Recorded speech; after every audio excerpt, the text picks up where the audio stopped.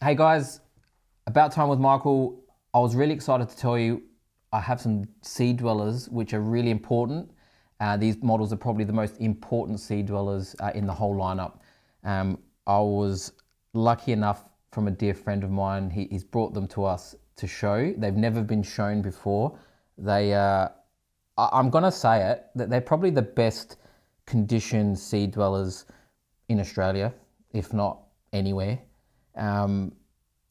When you see the dial and hands on these things, they are just unbelievable. They haven't been touched. I reckon one of them's maybe had a polish and the other one's maybe had one polish too, but they've had a service each and nothing has been changed. So I'm going to show you a great white. So this one here is a 1981, 81, 82, but you need to see this. This is unbelievable, guys. This is going to come up really nice on our new camera as well. Have a look. I mean, not much gets me excited anymore, but this really does it for me. Have a look at that dial and hands. And the bezel. Look at that. And the little helium valve that was patented by Rolex. We have a unbelievable, nice, thick case. Have a look how thick that case is. And bracelet. We've got a beautiful true dome.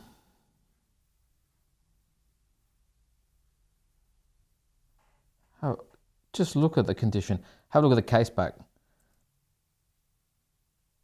That's when Rolex used to just love writing stuff on their case backs. It's got a nice bubbled, half bubble case back. All for the extra added pressure that the watch needed. These watches that were designed by Rolex, intended for purpose-built saturation diving. This is 2,000 feet, 610 meters. And they've lasted the test of time. I mean, this is nearly a 40-year-old watch, and to see the condition of it, have a look at the bezel. That's unbelievable. So that's 1665, great white. Now I'm going to show you, I probably should have gone another way, but I'm going to show you that way. Then I'm going to show you a double red that he's brought in. So these are his little twinning pairs. This is a double red. Not only is this a double red, look how thick the case is.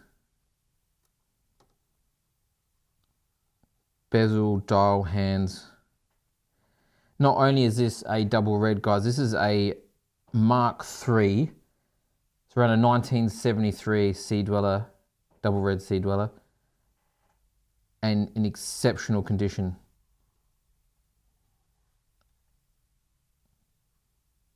And then I'll show you the case back.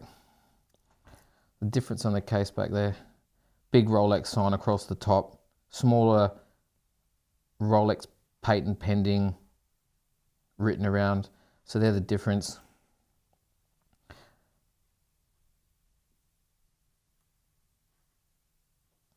We'll get back to that dial. I want to hold them up next to each other because this is so cool. I don't think many people can do this. Have a look at that. I mean, what would you give to have that in your collection?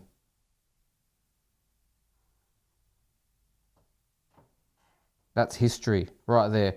If you're talking about saturation diving, if you're talking about, you know, the DRSD, if you're talking about Comex, French diving companies, these are the watches that were commissioned to companies like this for purpose-built diving expeditions. This is it here, guys. This is...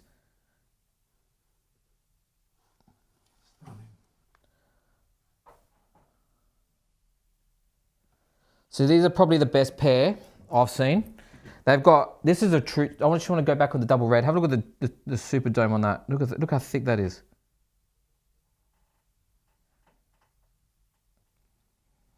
That's probably the best 1665 collection I've seen.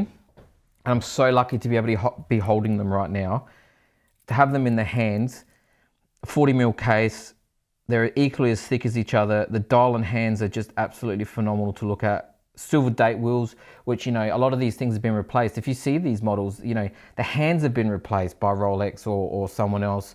The dials have been marked. You know, if you're buying these models, especially the double red Sea-Dweller, you want to be checking for chips at the 6 o'clock, right at the bottom of the hour markers, at the 9 o'clock. These were, what happened was when the service companies used to service these watches, the dials used to get stuck to the inner ring. So when they used to pull out the dial and the movement, that dial used to stick. And so they used to tear little bits out of the dial at the 6 o'clock, and usually the 9 o'clock is where you notice the most. So you'll see like a little rectangle square at the bottom. That means that some of that paint's come off. Now, to me, that devalues the watch. I always look straight away for that. Another thing you want to do is make sure that your marks are matching up. So when I say marks with Sea-Dwellers, you've got 5, Mark 1, Mark 2, 3, 4, 5. You want to make sure that they're matching up with your serial numbers. This is really important. So something very special and something to think about when you're buying one of these as well. You want someone to take off the case back, and what you want to do is you want to have a look on the case back, and it's going to have a number on there. So if you've got a 81 Sea-Dweller or a 70, especially with your double reds, if you're going to have a 73 Mark III, you want to have a 73 case stamped case back on the inside of that. So get a watchmaker to take it off. It will say it on there. Sometimes it can vary by a year, because this is what happened with Rolex. It might say 74, but usually it's got to be within that year. So 73 if it's a 1973. And that means that that case back has never been replaced by anybody. And then you want to check that dial, make sure that there's no chipping, check all the edges, make sure no paint's come off. You definitely don't want any marks on the dial, because sometimes a watchmaker, when he's taking off your hands, he'd be marking your hands, or they've slipped before. I've seen them, they slipped, they scratched the dial. These all devalue the watch. You don't want anything like that if you can avoid it. Obviously, this is all price sensitive, so you're going to pay less for that model if they've got a marked dial. The bezels sometimes have been changed. It's not a huge deal. I mean, I'd rather it not be, but that's not a big deal. I know that did happen in a lot of services. The least thing to worry about is the bracelet. I don't really worry about the bracelet too much. I mean, look, if it's got an original riveted bracelet, it gets me really hard. But in saying that, these bracelets are okay. You've put a 93150 bracelet on it. That's usually a service bracelet that came from Rolex. To me, it just means that you can wear the watch now. You can chuck it on your wrist. You can treat it a bit more like a daily. It feels stronger than the original riveted, so don't worry too much. If you have got an original riveted bracelet, which I'll show you after on a 5512, if it is damaged, I want to give a shout out to Michael Young in Hong Kong. He's an unbelievable watch repairer. Look him up, and he can fix your bracelet. He'll fix it like new. You won't even notice the difference. So check him out, and he doesn't charge very much either. What do you charge you for yours to do? About $2,000 $2,000, you'll get like a brand new riveted bracelet again, and you want to do it, especially on an old Submariner or Sea-Dweller, because they are worth a lot of money. But don't get too upset if it hasn't got the original one. Chuck a 93150 on it, wear it, enjoy it.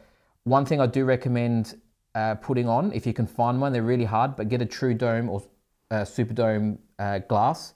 Whack that back onto your double red or your great white, because it just gives the original effect for when it was released from Rolex. They did get changed.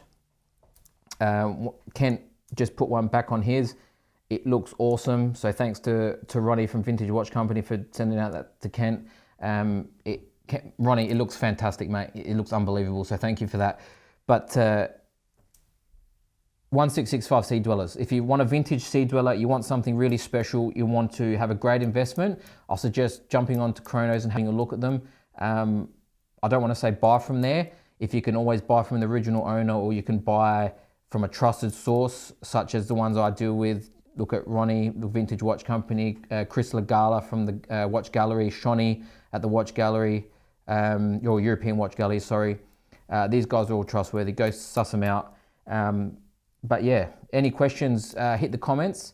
Don't forget to like and subscribe. If you want me to review or if I can bring any watches in for you guys to see, please just let me know, and I'll do my best to find some. One more look. Which one you want to see? Guys, I'm going to show you both. All right, one more look. We're going to go double red. Oh, and then I'm going to do a 16600 Sea-Dweller as well, just so you can see the difference from a vintage one to a new one.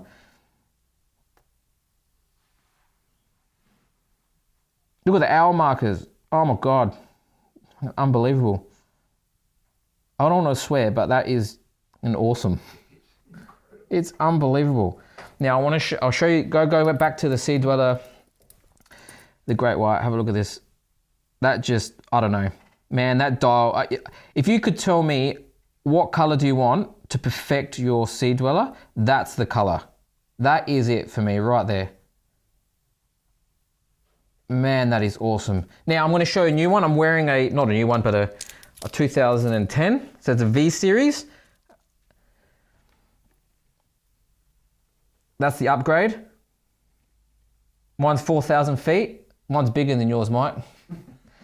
But have a look at there. Older brother, younger brother, what they used to look like.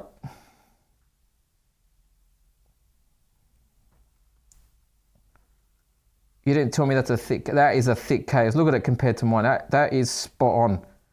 And mine's never been polished, ever. I know which one I'd rather wear. I'd rather wear this one any day of the week. And the helium valves have changed, so smaller helium valve. Look at the size of that hole. Look at the difference there. And you can't go past acrylic. Look how good that looks. And the case back now, I'll show you the case back on mine. So all filled in, black writing. What the double red and the Great White would have had as well. Over time with wear, they do come off. This one hasn't even aged yet. I do wear it fishing and a bit of hunting and stuff. But if you look at the how much better that looks. I can't do this anymore because I just want to wear them. So stay tuned. We'll see you next week.